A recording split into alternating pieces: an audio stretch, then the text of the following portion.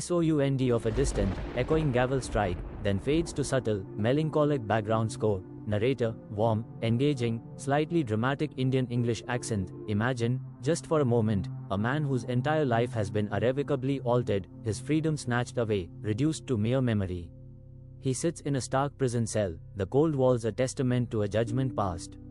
His conviction? It rests entirely on the unwavering testimony of an eyewitness. A seemingly credible individual, mind you, who was absolutely, 100% certain of what they saw. Their conviction, was total. Yes, they declared, that is the man. I saw him. Yet, years later, a twist of fate. New evidence emerges. DNA, cold and hard, screams his innocence. It's an undeniable truth, a stark contrast to the earlier certainty. How could this happen, you ask? How could someone be so profoundly mistaken, so utterly convinced of a reality that never truly was? This isn't a rare anomaly, you see. This isn't a one-off error. It is a chilling, persistent whisper from the depths of our own minds. A constant, subtle distortion. A reminder that what we perceive as reality, what we remember as truth, is often, beautifully and dangerously, a construct of our own making. Visual. A series of quick cuts, a blurry memory, a kaleidoscope effect, hands shaping clay, a mirror reflecting a slightly distorted image. Welcome, friends, to The Unseen Architects, how your mind bends reality without a warning.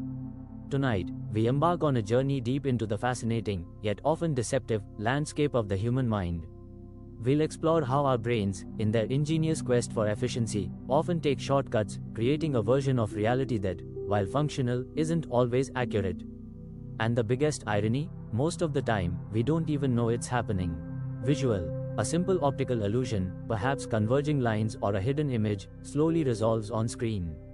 Let's start with perception, now.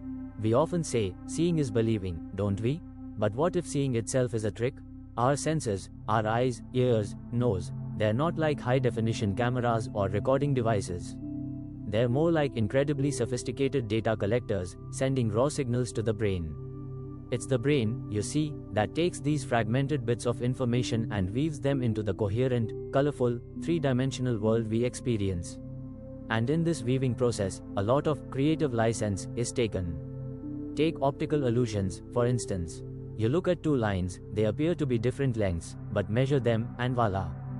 They're exactly the same. Or that famous image where you can see either an old woman or a young lady. Your brain can only settle on one interpretation at a time. It's not just a fun game, it's a profound demonstration of how our brain constructs what we see. It fills in the blanks, it makes assumptions, it prioritizes. Think about selective attention. Have you ever been in a crowded room, full of noise, and suddenly, you hear your name mentioned from across the room?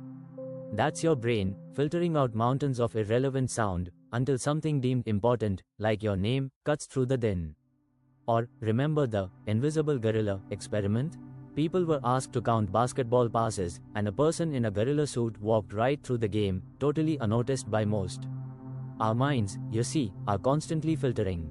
They decide what's important enough to bring into our conscious awareness, and what can be safely ignored. This filtering, while essential for avoiding sensory overload, also means we often miss things that are right in front of us. We create blind spots, and we're often completely oblivious to them.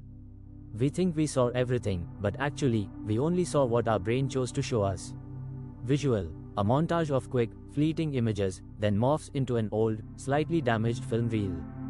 Now, let's talk about memory.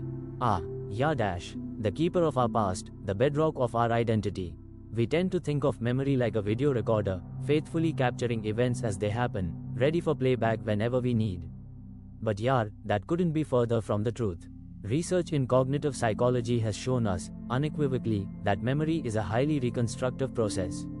Every time we recall a memory, we're not pulling up a pristine file, we're actively rebuilding it. And each time we rebuild it, there's a chance to introduce new elements, subtly alter details, or even completely fabricate parts of the story. Consider the misinformation effect. Psychologists Elizabeth Loftus and John Palmer, in their groundbreaking studies, showed people videos of car accidents. Then, they asked them questions about what they saw.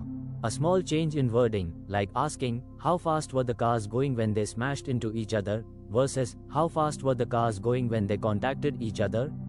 drastically altered people's estimations of speed and even whether they remembered seeing broken glass, even if there was none. Just a few words, and pura memory modify ho gaya.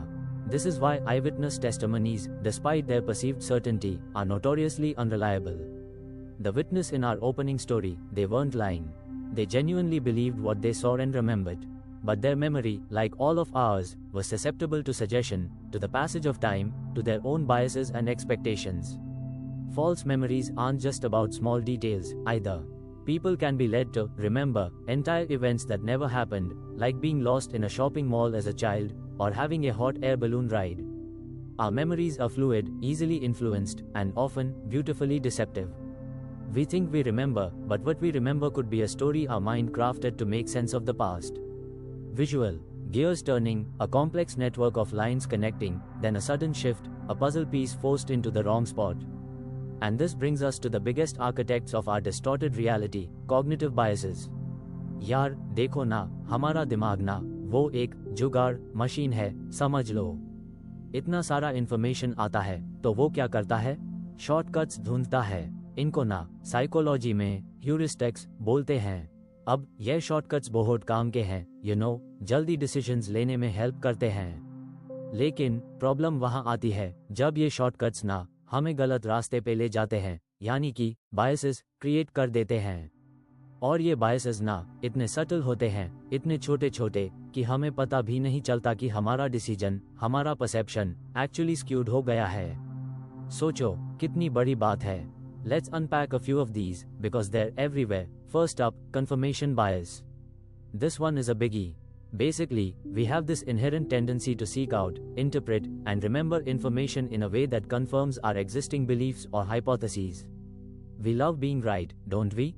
So, if you believe a certain politician is corrupt, you'll automatically notice every news report, every rumor, every social media post that supports your view, and conveniently dismiss anything that challenges it.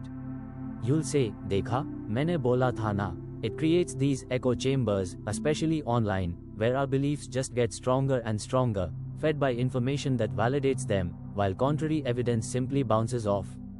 We don't even register it. Then there's the anchoring effect. This is when we rely too heavily on the very first piece of information offered, the anchor, when making decisions. Think about bargaining in a market in India. The vendor quotes an absurdly high price first, right?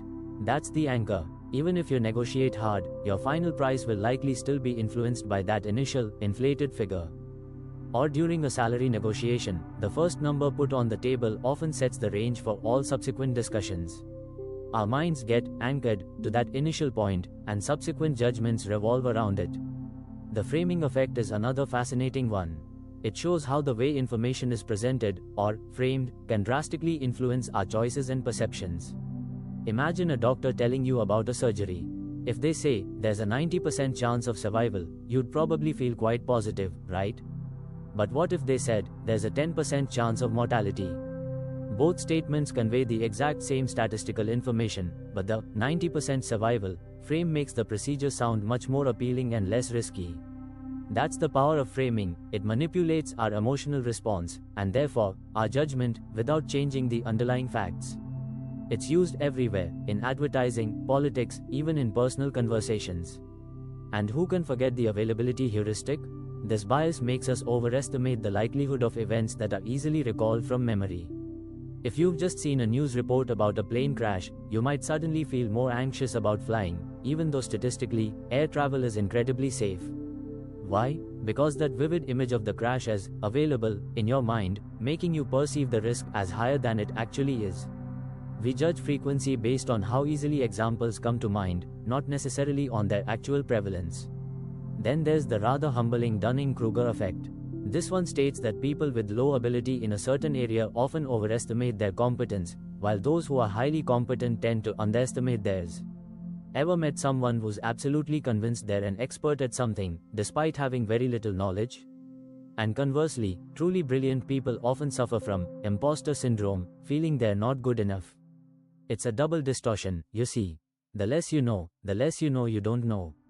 And finally, the fundamental attribution error. This is when we attribute other people's behavior to their character or personality, but our own behavior to external, situational factors. If someone cuts you off in traffic, your immediate thought is probably, what an arrogant, inconsiderate driver. But if you cut someone off, oh, I was in such a hurry, I almost missed my exit, it was unavoidable. Same action, completely different explanation, all depending on whether it's me or them. Visual, a crowded street scene, different people reacting to the same event in varied ways. Then, a heart symbol superimposed over a brain outline. These biases aren't just isolated incidents, they're often intertwined with our emotions and social conditioning. Our feelings act as powerful filters, coloring our entire perception of reality. Think about mood-congruent memory. When you're feeling low, everything seems bleak, and you tend to recall other sad or negative memories more easily. When you're happy, the world seems brighter, and you remember positive experiences. Our current emotional state literally dictates which memories are more accessible and how we interpret new information. The world truly looks different through the lens of our emotions. And what about stereotypes and prejudices? These are basically preloaded cognitive filters. If we have a preconceived notion about a group of people, we unconsciously look for evidence that confirms that stereotype, and we interpret ambiguous actions in a way that fits our existing bias. We literally see what we expect to see, rather than what is actually there. It's a powerful distortion that fuels discrimination and misunderstanding. Even our desire to belong, our social nature, can distort our reality. Groupthink or conformity, for example. In groups, there's often immense pressure to conform, to go along with the majority, even if we privately disagree. We might silence our own doubts, twist our own perceptions, just to avoid conflict or ostracism. So many bad decisions in history have been attributed to groupthink, where individual rationality was sacrificed at the altar of perceived consensus. Visual. Fast forward through human history, cavemen, ancient philosophers, a modern brain scan, showing efficiency. So, why does our mind do this, nah? Why all these tricks and distortions? Well, our brains, my friends, are incredible, but they are also incredibly energy-hungry organs. They process an unimaginable amount of information every second. To cope with this deluge, evolution has equipped us with these shortcuts, these biases, these unseen architects. They're not flaws, per se, they are mechanisms designed for efficiency and survival, not necessarily for objective truth. In a world where quick decisions often meant the difference between life and death, having a brain that could make snap judgments, even if imperfect, was a huge advantage. It conserves cognitive energy. It helps us navigate a complex world without getting bogged down by every single detail. It's the brain's way of saying, let's make a quick, good enough decision, rather than a slow, perfect one. Visual. Newspaper headlines showing misinformation, a couple arguing, a marketing ad, a judge in a courtroom. But in our modern, complex world, the consequences of these cognitive quirks are far-reaching, far beyond just optical illusions or memory games. This isn't just theory, this is affecting our everyday lives, profoundly. Think about the justice system again. We started there, and we must revisit it. The fragility of eyewitness testimony, the risk of false confessions induced by leading questions, which exploit memory malleability and suggestibility, the biases of juries and judges, all these are constantly at play, threatening justice. Look at politics and